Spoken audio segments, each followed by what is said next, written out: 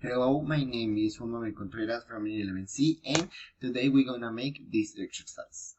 The exercise says how much heat is needed to convert 1 kilogram of ice at minus 15 Celsius degrees to steam at 120 Celsius degrees. And we have the specific heat and the latent heat. So first we need to divide those temperatures in intervals. The first one, taking into account the change of states. First, we have from minus 15 to 0, because in 0 we have the fusion, that is the change of state. Then we have from 0 to 100 because we have the evaporation, and from 100 to 120.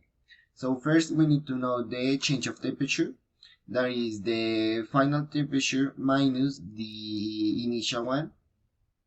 So in this case we have that is 15, and we apply the formula, that is mass per the specific heat multiplied by the change of temperature that we already know. Then we need to know the heat needed to do the change of state. That is the mass multiplied by the latent heat. In this case is the latent heat of the fusion. Then we need to do the same but with the second interval, that is from 0 to 100.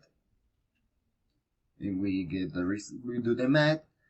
Then we need to do the same but change the latent heat to the one of the evaporation, because here we have at 100 the water evaporates.